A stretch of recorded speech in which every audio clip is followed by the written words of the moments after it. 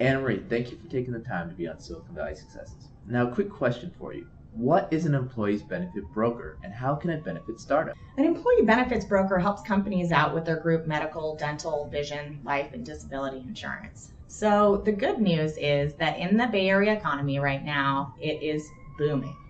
So the challenge for employers right now is attracting and retaining millennials.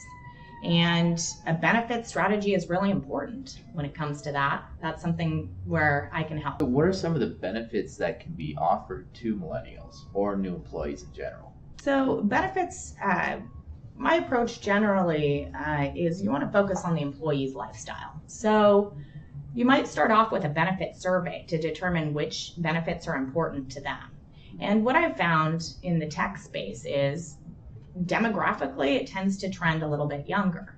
So, for younger millennials, a lot of times they're on their parents' medical insurance plan until they reach their 26th birthday, even if their employer is offering benefits. So you can oftentimes survey your employees. For younger employees, they don't necessarily need a platinum benefits plan. They don't go to the doctor as often as a baby boomer, which is an employee in their, early 50s, 60s, retirement age, or a Gen Xer like myself. So they don't necessarily need a platinum-based plan. And you want to make sure you're offering benefits that your employees really value. So you can take those savings from the medical and use them to offer low-cost perks that they do value. The other thing I would say with younger tech employees for a startup, they're going to focus on things like ease of use. So for me, I do my doctor's visits now using my cell phone. So I do telemedicine visits. I rarely go to the doctor's office anymore. So I use my camera and my cell phone on my camera and my speakers on my cell phone. Yeah, so you're saying, I have this problem and yeah. Great. If you need a throat culture, you have to go in. But if it's, pink eye, which I got from my son last year, you definitely can do that using your camera on your cell phone. So we've had all kinds of ailments. And the other thing is, if you're not sick when you go to the doctor's office, a lot of times you pick something up in the waiting room. So there's huge time savings. And if you do need a prescription, they've just sent it to the nearest pharmacy where I go pick it up. It saves me a ton of time. Well, tell me a little bit more about how to work with employee benefit broker itself. So say I've never worked with one and I'm a founder. Yeah. How do I go about finding the right one? Well, a lot of times people are referred in. I'm certainly happy to talk to any small or medium-sized business here in the Bay Area. So if anyone wanted to contact you, how would they go about doing that? They would email me at Anne-Marie, ANNEMARIE, at sutroinsurance.com. Okay, and then what would an initial phone call be like? And then actually, what would onboarding a new customer look like as well? Great questions. So, the initial phone call a lot of times is a discovery phone call, but I specialize in the benefits so that you don't have to. So a lot of times, budget is important. People want to know about cost right off the bat. So, the cost of medical insurance, I can throw that out for your viewers right now. It can range anywhere from $300 to $1,500 per employee per month. And the employer is responsible for paying at least half. Generally, what I like to do, I like to be as transparent as possible with my clients. So I get census information. So the insurance carriers want to know the demographics of the company. So I need to know what ages, what genders, what zip codes we're talking about. All of these things actually influence medical rates.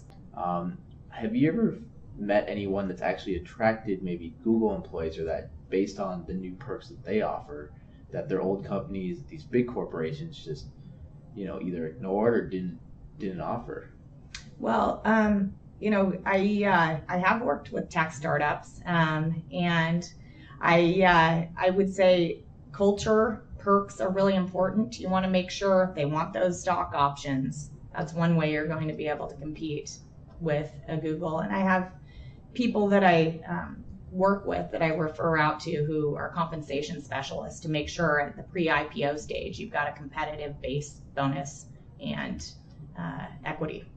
Okay, that's definitely something we'll talk about in another episode, Okay. The pre-IPO.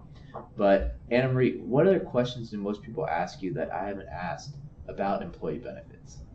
One thing that I would say, this is just me speaking off the cuff, that I think is really important, is, long-term disability insurance. So I view insurance like a financial stability pyramid. So at the bottom of the pyramid, one of the most important benefits is medical insurance.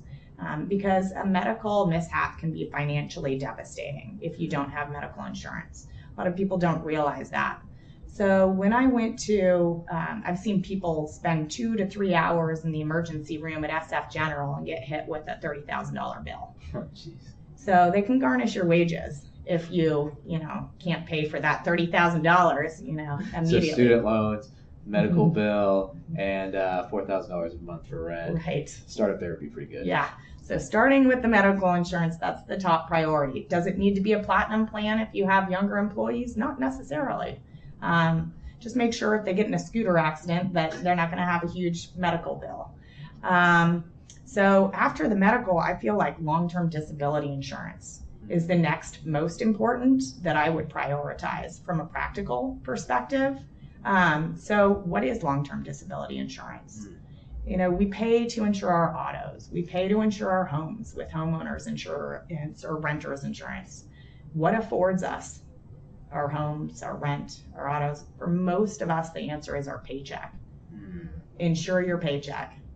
That's what long-term disability insurance is for. And a lot of people think they have safety nets that don't really exist. So they think that Social Security disability insurance will help take care of me. But the fact of the matter is 2/3 of those claims are denied by the government right out. Oh, wow. I had no idea. Yeah. It takes like 2 to 3, you have to appeal it, you have to get an attorney, and it takes about 2 to 3 years to overturn a disability denial from the Social Security Administration. And that private insurance perk, on average, how much extra would that be per month? It depends on company size, but typically, it depends on also the industry, but for a company that's under 10 employees, it might be $300 a month total for all of your employees. Okay. Yeah. Well, Anna Marie, thank you for your time today on Silicon Valley Successes. And if people want to reach out to you, can you say your email one more time? Sure. It's Anne-Marie, ANNEMARIE at sutroinsurance.com. That's Sutro, like Sutro Tower. Could you please spell it? S as in Sam, U, T as in Tom, RO, insurance.com. Anne Marie, thank you again.